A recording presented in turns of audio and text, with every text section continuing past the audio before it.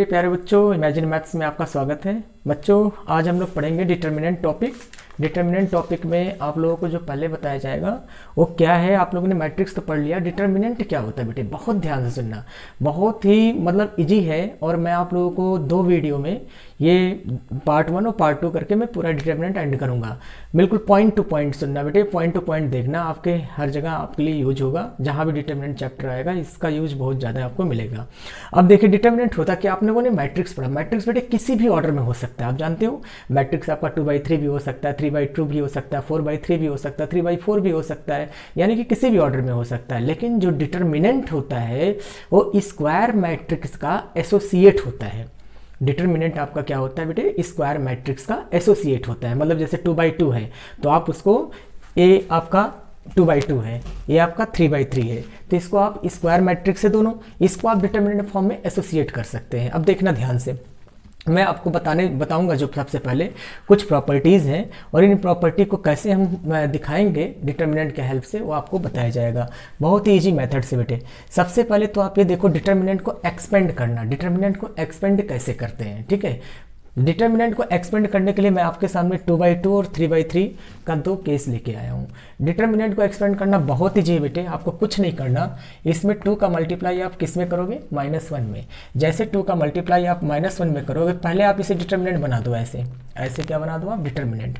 जैसे डिटर्मिनेंट बनाओगे, ये जो मैट्रिक्स है ना, ये ऑटोमेटिकली आपका डिटर्मिनेंट बन जाएगा बेटे। जो मैट्रिक्स है ऑटोमेटिकली आपका क्या बन जाएगा, डिटर्मिनेंट।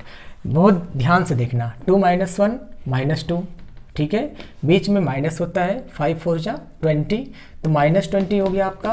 तो आपको पता है माइनस माइनस प्लस, तो -2 + 20 = कितना हो जाएगा, 18 हो गया। आप देखिए एक्सपेंड हो गया। 2/2 मैट्रिक्स एक्सपेंड करना बहुत ईजी है, कुछ नहीं करना। जैसे क्रॉस मल्टीप्लाई करते हो ना, वैसे ही करना। इसका मल्टीप्लाई इसमें, बीच में माइनस, और फिर इसका मल्टीप्लाई इसमें, और आपका -20। इसमें जो सबसे ज़्यादा मिस्टेक होता है बेटे वो कैलकुलेशन का होता है, इसलिए कैलकुलेशन का बहुत ही केयरफुली देखना है आपको। अब देखना, अब हम लोग आएंगे 2/2 में। 2/2 का तो बता दिया मैंने। अब मैं आप लोगों को बताऊंगा 3/3 का कॉन्सेप्ट। देखना 3/3 के कॉन्सेप्ट में कैसे हम लोग डिटर्मिनेंट को एक्सपेंड करते हैं। बेटे एक बात बता दूं मैं आपको पहले, ये जो आपका मैट्रिक्स है ना, अगर मैं बोलूँ इसका ट्रांसपोज कर दो, क्या कर दो, ट्रांसपोज, तो अगर ट्रांसपोज कर दोगे तब भी डिटर्मिनेंट वही आएगा बेटे। अगर आप R1 के अलॉन्ग एक्सपेंड करोगे तब भी डिटर्मिनेंट वही आएगा। मैजिक देखना, अगर आप R2 के अलॉन्ग एक्सपेंड कर रहे हो तब भी डिटर्मिनेंट वही आएगा। R3 के अलॉन्ग वही आएगा। C1 C2 C3 किसी के भी अलॉन्ग कर लो, डिटर्मिनेंट आपका आंसर वही रिजल्ट देगा। डिटर्मिनेंट को हम डेल्टा से भी रिप्रेजेंट करते हैं, डेल्टा। ये जो ट्रायंगल है ना, डेल्टा का साइन है बेटे। डिटर्मिनेंट में एक चीज़ का आपको ध्यान रखना है, कोफैक्टर, माइनर कोफैक्टर के बारे में अभी मैं आपको बताऊंगा।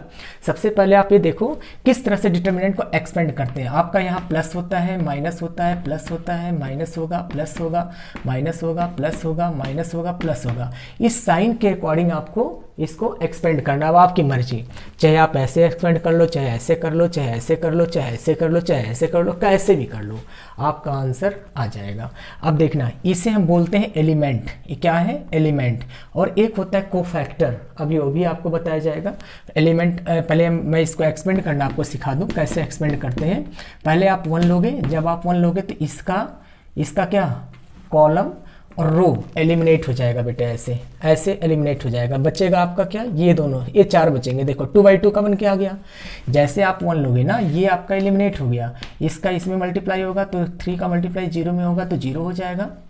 इसका मल्टीप्लाई 0 हो गया। अब आपका +2 ना लेकर के क्या लेंगे, -2, क्योंकि ऊपर माइनस है तो -2।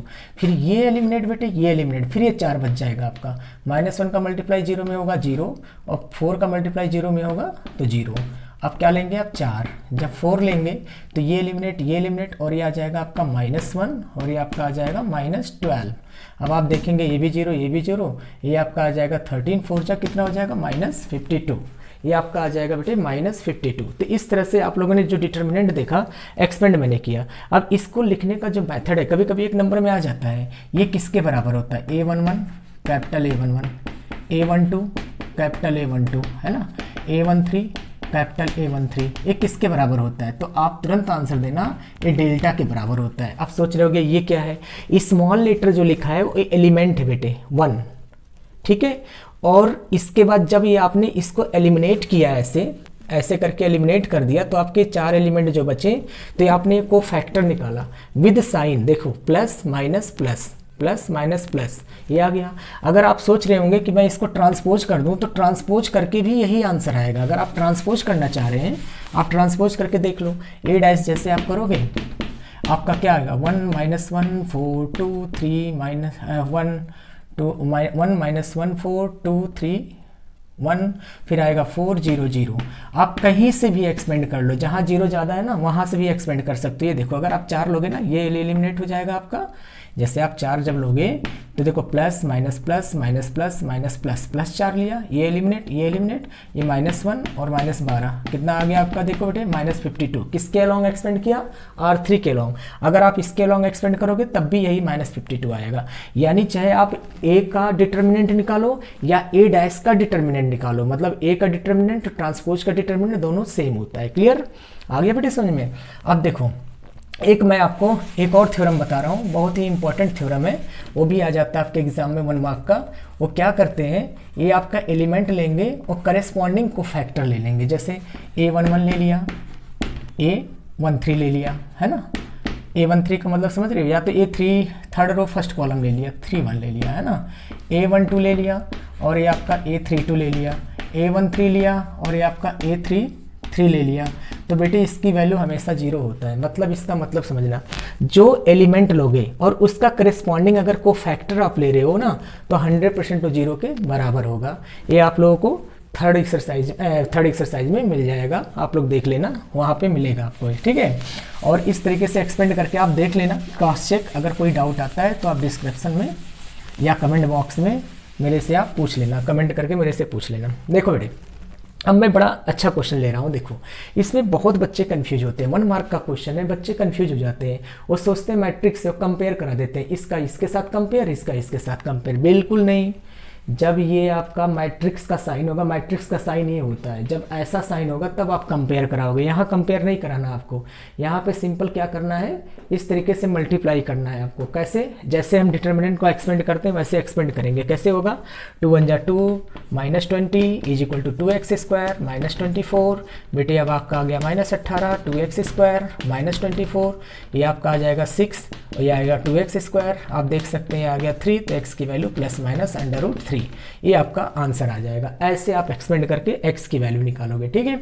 चलिए अब मैं आपको, जैसे आप लोगों ने क्लास 11th में वो पढ़ा था, इक्वेशन ऑफ लाइन का फॉर्मूला पढ़े थे और एरिया का फॉर्मूला पढ़े थे, ठीक है। उसी तरीके से हम लोग एक यहाँ पे कंडीशन है, find the equation of line joining the points, ठीक है। 2 पॉइंट्स को ज्वाइन कर रहा है बेटे, कुछ नहीं करना आपको, इक्वेशन ऑफ लाइन निकालना है ना, कुछ नहीं करना बेटे। आंख बंद करो, 1/2 लिखो, ऐसे डिटर्मिनेंट बनाओ, इज इक्वल टू 0 करो। आप सोच रहे होगे सर जी इज इक्वल टू 0 क्यों किया, क्योंकि आप इक्वेशन निकाल रहे हो, इक्वेशन का मतलब लेफ्ट साइड राइट साइड दोनों होना चाहिए, तो यहाँ इसलिए इज इक्वल टू 0 कर दोगे। ए पॉइंट आपका 1 3 है, लिख दो। बी पॉइंट आपका 0 0 है, लिख दो। अब तीसरा पॉइंट क्या होगा, एक्स वाई होगा। क्यों, क्योंकि आप लाइन निकालने जा रहे हो, लाइन हमारा एक्स कोऑर्डिनेट और वाई कोऑर्डिनेट दोनों होते हैं। अब 3/3 कंप्लीट करने के लिए 1 1 लिख दोगे, बस एक्सपेंड कर दोगे आप। जैसे एक्सपेंड करोगे 0 - y और फिर क्या लिखोगे आप, -3। देखो कैसे एक्सपेंड कर रहे हैं, 1 लिखा, ये एलिमिनेट 0 - y। अब ये लिखोगे, ये एलिमिनेट 0 - x। अब जब 1 लिखोगे तो आपका क्या होगा, ये एलिमिनेट 0 - 0। अब आपका आंसर आ गया बेटे -y और +3x इज इक्वल टू 0। ये 2 उधर जाके क्या बना लेगा, 0। आपका आंसर आ गया y is equal to 3x, ठीक है। इस तरह से आपका इक्वेशन ऑफ लाइन निकल गया। अब देखो एरिया कैसे निकलता है। एरिया निकालने के लिए क्या सिस्टम है, ये मैंने एनसीईआरटी का ही क्वेश्चन लिया बेटे। एरिया किसका निकालना है आपका, एरिया ऑफ ट्रायंगल किसका, ABD। अब देखो एरिया ऑफ ट्रायंगल ऑलरेडी हमारा दे रखा है, कितना दिया, 3। अब देखो इसमें भी बहुत सारे बच्चे मिस्टेक करते हैं। ए की वैल्यू है आपका 1 3 और बी की वैल्यू है आपका 0 0 और डी की वैल्यू है आपका k0 और ये आपका क्या आ जाएगा 1 1 1 लिख देना है आपको, ये एरिया आपका निकल के आ जाएगा। आपको चाहे लाइन निकालना हो चाहे एरिया निकालना हो, 3/3 में लिखना ही है, जब तक 3/3 में नहीं लिखोगे आपका ना तो एरिया आएगा ना तो लाइन आएगा। अब देखना बेटे, आपने लिख दिया। अब गलती क्या करते हैं बच्चे, यहाँ केवल +3 लिखते हैं। बेटा जरा सोच के देखो, डी पॉइंट है और पॉइंट आपका पॉजिटिव नेगेटिव दोनों आ सकता है, इसीलिए एरिया को हम प्लस माइनस दोनों लिखेंगे। आ रहा समझ में, एरिया को आप प्लस माइनस दोनों लिखोगे, ठीक है। अब ये इधर जाके आ गया 6 है। अब इसे एक्सपेंड कर दो। जब आप एक्सपेंड करोगे, देखो सबसे अच्छा क्या है, जो बच्चा दिमागदार होता है ना वो क्या करता है, यहाँ से एक्सपेंड नहीं करता है, जिधर 0 ज़्यादा होता है ना उसी साइड में एक्सपेंड कर देता है। मतलब चाहे इधर से कर देगा चाहे इधर से कर देगा, वो इतना ज़्यादा मतलब वो नहीं करेगा कैलकुलेशन। देखो मैं बता रहा हूँ आपको, प्लस माइनस आप -3 ले लो बस, ये एलिमिनेट हो गया, ये एलिमिनेट हो गया। 0 का मल्टीप्लाई 0, 0 का 1 में 0 और k का मल्टीप्लाई -k में इजिक्वल टू +-6 आ जाएगा। तो आपका आ गया 3k इजिक्वल टू +-6, तो आपका आंसर आ गया 3k इजिक्वल टू +2 और -2, ये आंसर आ गया आपका। तो देखो जो माइंडेड होगा ना वो क्या काम करेगा, वो क्यों इधर जाएगा, इसे लेगा फिर इसे लेगा फिर इसे लेगा। क्यों परेशान होना बेटे, जब आपको पता है जिधर 0 ज़्यादा होता है ख़त्म करो काम, है ना, उधर ही लेके कर लो, चाहे इधर से कर लो चाहे इधर से कर लो, जिधर 0। बस आप एक चीज़ का ध्यान रखना बेटे, plus minus plus minus plus minus plus minus plus क्यों होता है, अब उसका नंबर आ गया। अभी मैं बता रहा हूँ ना प्लस माइनस प्लस ये क्यों होता है, अब बताने जा रहा हूँ। देखो अभी तो आपका ये एक्सपेंड था, ठीक है। अब हम लोग पढ़ेंगे माइनर और कोफैक्टर, यहीं से बना हुआ है क्या चीज़ है। जैसे देखो मैं आपके सामने एक एग्जाम्पल ले रहा हूँ, अच्छा सा एग्जाम्पल ले रहा हूँ। एक हमने लिया a = एक मैट्रिक्स लिया। पहले मैं 2/2 बताऊँगा आपको, पहले मैं आपको 2/2 का एक्सप्लेन करूँगा, देखो, और सारी प्रॉपर्टी को भी एक्सप्लेन करूँगा।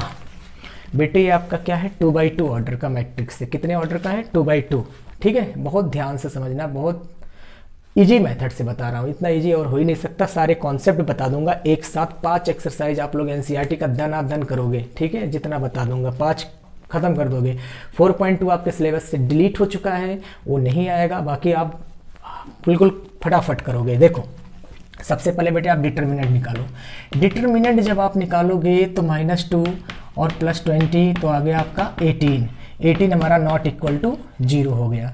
बेटे जब हमारा डिटर्मिनेंट नॉट इक्वल टू 0 होता है तो उसे हम बोलते हैं नॉन सिंगुलर मैट्रिक्स। कभी कभी आपके एग्जाम में ऐसे दे देता है 2p1 1 0 3 -1 2 1 और आपसे बोलेगा ये सिंगुलर है। क्या है, सिंगुलर है।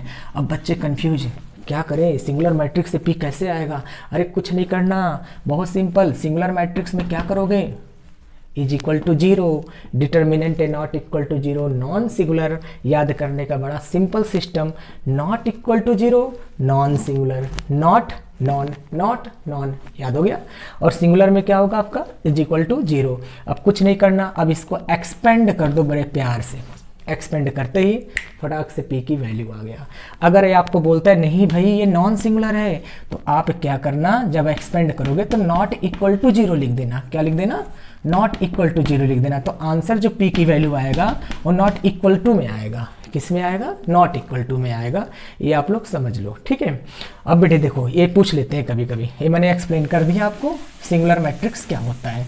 अब देखो ये आपका डिटर्मिनेंट नॉट इक्वल टू 0 आ गया, यानी ये नॉन सिंगुलर मैट्रिक्स है। बेटे हम लोग निकालने जा रहे हैं माइनर।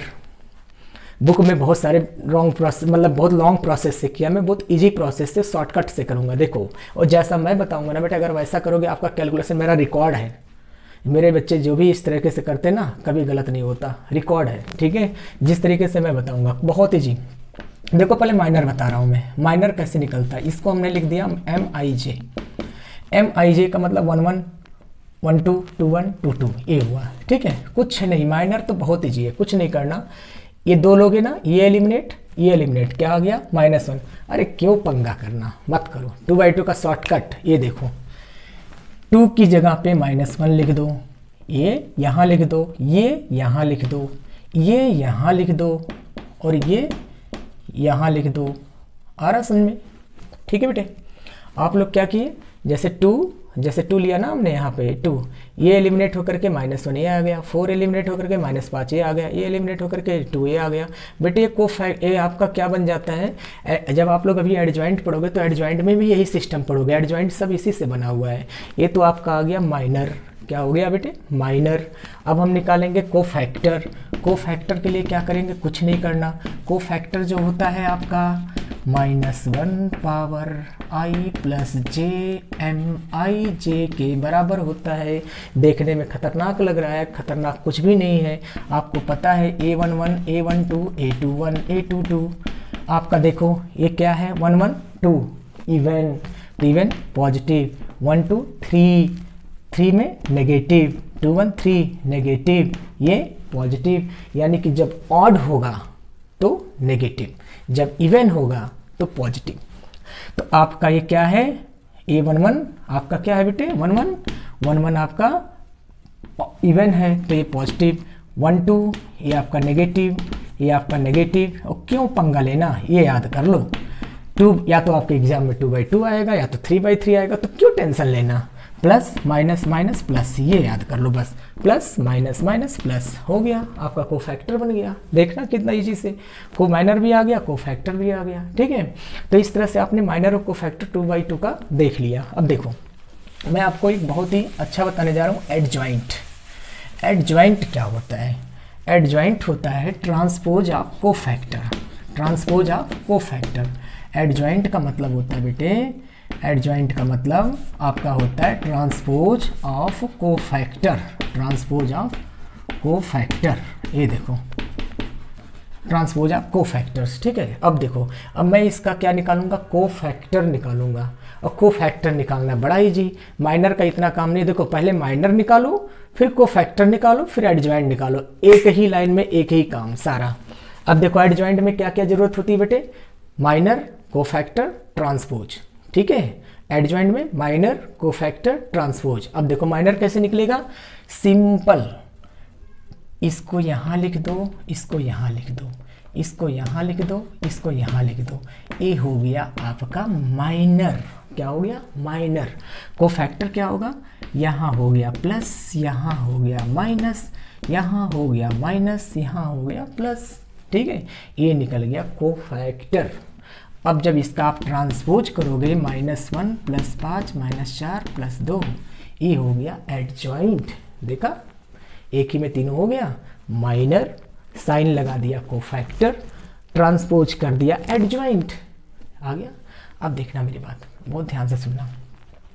अगर आप a इंटू एडजॉइंट a करते हो, a इंटू एडजॉइंट a करते हो, तो 2 - 5 4 - 1। ठीक है, ये मैंने a लिख दिया, एडजॉइंट लिखेंगे -1 5 -4 और 2।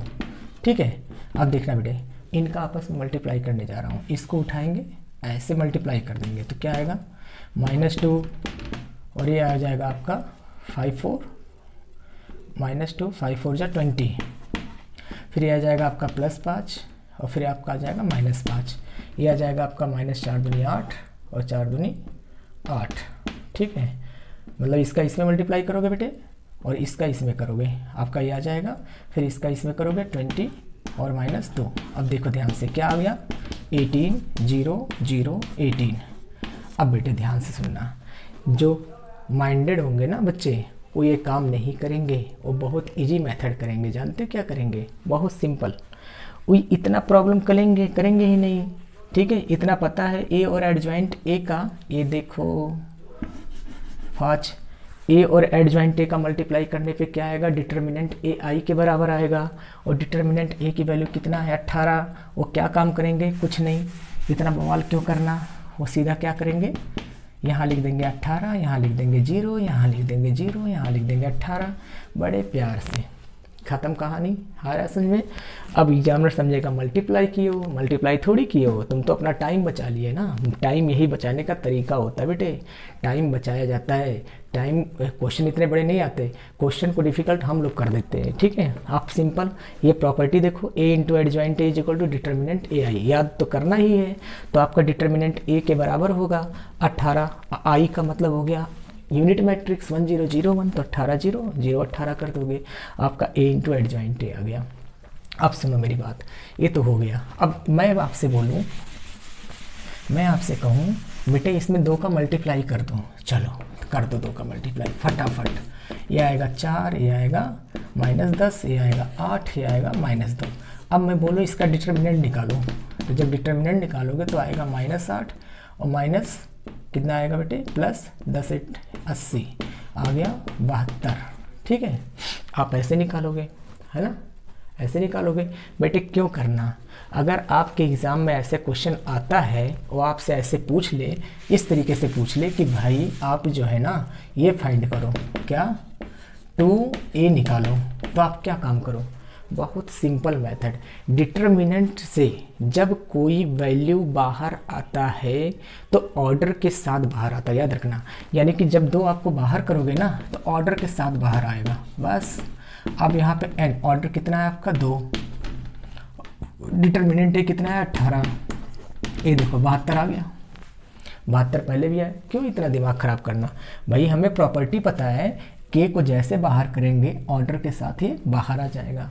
अगर आपसे एग्जाम में पूछ लेता है भाई नहीं आप एडजॉइंट ए निकालो, क्या निकालो, एडजॉइंट ए, तो बेटे एडजॉइंट ए निकालने के लिए आप क्या एडजॉइंट निकालोगे, नहीं, दिमागदार बच्चे क्या करेंगे, डिटर्मिनेंट ए पावर n माइनस 1, तो आप क्या करो, आप सभी दिमागदार हो, तो आप ये फार्मूला लगा दो और डिटर्मिनेंट ए की वैल्यू 18 और ब्रैकेट ऑर्डर कितना है 2 माइनस 1, आपका आंसर आ गया 18, दनादन आ गया, समझ में आया कि नहीं। तो आपने देखा इस तरीके से आ गया। चलो अब मैं आपको इन्वर्स बताता हूँ, इन्वर्स कैसे निकालते हैं। बेटे इन्वर्स निकालना बहुत ईजी है। आपका इन्वर्स का फार्मूला होता है A inverse is equal to 1 by determinant A adjoint A, ये आपका इन्वर्स का फार्मूला होता है। अब पहले इन्वर्स निकालने के लिए आपको क्या चाहिए, एडजॉइंट, क्या चाहिए, एडजॉइंट। तो एडजॉइंट ए कैसे निकालोगे, एडजॉइंट ए निकालने के लिए इसका आप करोगे transpose of cofactors, transpose of cofactors का मतलब -1 यहाँ लिखोगे, 2 यहाँ लिखोगे, -5 यहाँ लिखोगे, 4 यहाँ लिखोगे, हो गया।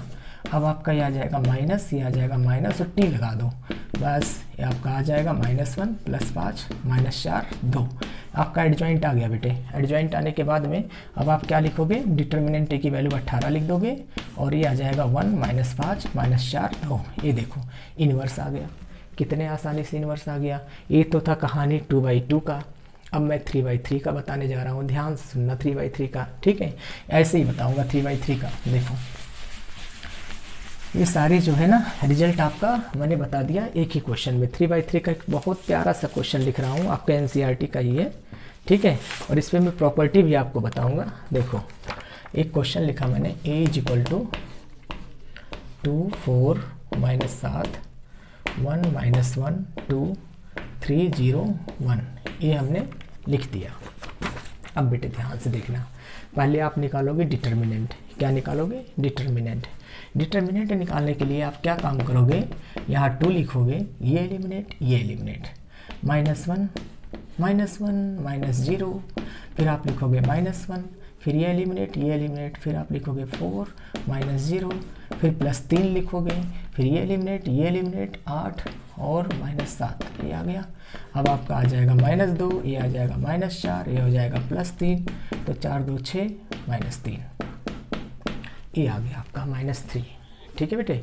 अब देखो ध्यान से, मेरी बात बहुत ध्यान से सुनना, कभी कभी आ जाता है वेरीफाई, ऐसे वेरीफाई करने को आ जाता है, a into adjoint A is equal to adjoint A is equal to determinant A I, ये सब दे देता है। तो क्यों बवाल करना, आपको एडजॉइंट निकालना है ना, आप सीधा ही डिटर्मिनेंट ए तो पता ही है ना क्या आएगा। अभी कहानी बताता हूँ मैं क्या करना है, देखो ध्यान से देखना। सबसे पहले आपको क्या निकालना है, एडजॉइंट, और एडजॉइंट का मतलब होता है transpose of cofactor, transpose of cofactor. अब एडजॉइंट ऐसे निकलेगा, देखो एडजॉइंट ए ये ऐसे निकालोगे, एक ऐसे बना दोगे। ये बेटे जो मेथड मैं बता रहा हूँ ना, अगर इसमें कहीं गलत भी हो गया तो आप मिला भी सकते हो, इसमें बच्चे बहुत ज़्यादा साइन का मिस्टेक करते हैं, इसलिए बड़ा ध्यान रखना है आपको।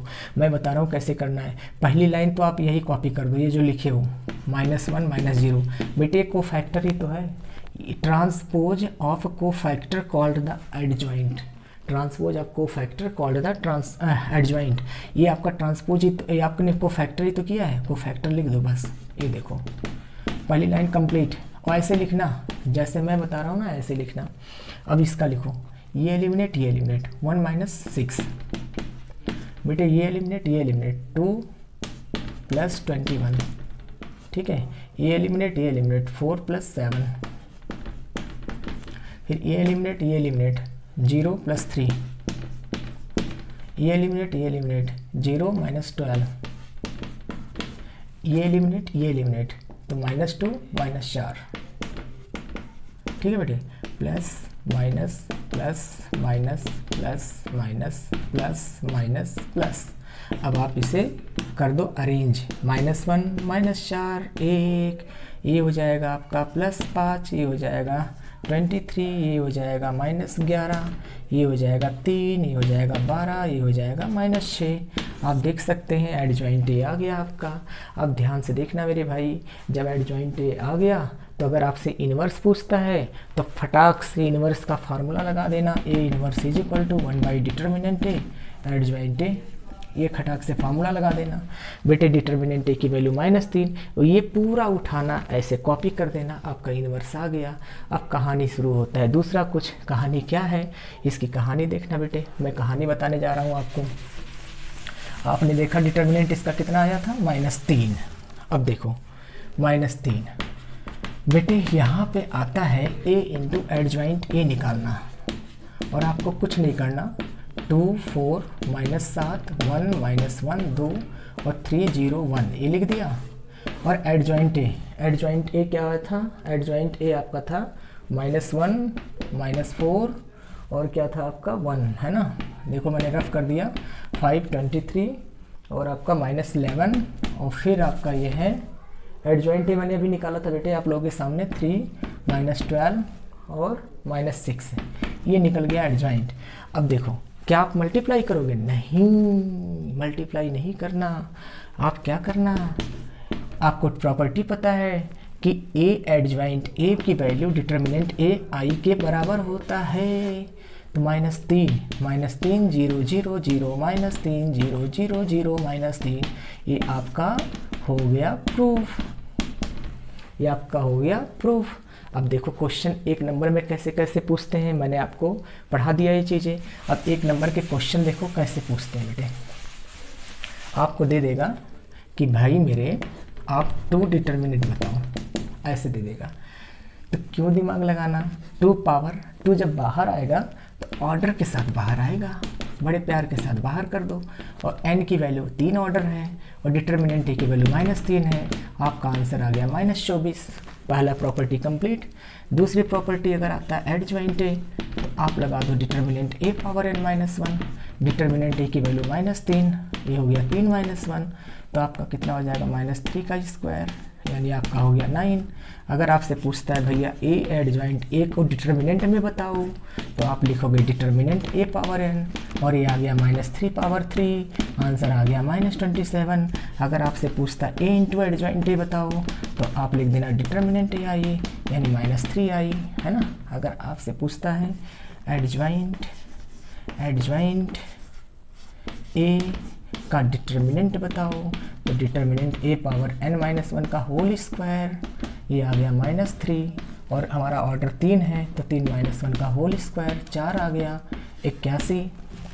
देख लिया, सारी प्रॉपर्टी आपकी कंप्लीट हो गई। नॉन सिंगुलर मैट्रिक्स किसी को बोलते हैं, डिटर्मिनेंट नॉट इक्वल टू 0 को नॉन सिंगुलर मैट्रिक्स बोलेंगे बेटे, ठीक है। तो आपकी तो ये प्रॉपर्टी थी, ठीक है। तो आपको ये चीज़ बहुत ही तरीके से पढ़ना है। आप लोग देख लिए होंगे कि मैंने आपको क्या क्या बता दिया, माइनर बता दिया, कोफैक्टर बता दिया, ट्रांसपोज बता दिया, एडजॉइंट बता दिया, ठीक है। और उसके बाद ए इंटू एडजॉइंट की प्रॉपर्टी बता दिया। ये सारी प्रॉपर्टी आपके हो गए कंप्लीट। और नेक्स्ट टॉपिक जो मैं पढ़ाऊंगा, बहुत इंपॉर्टेंट टॉपिक, XYZ की वैल्यू फाइंड आउट करना एडजॉइंट मेथड से। थैंक यू बेटे।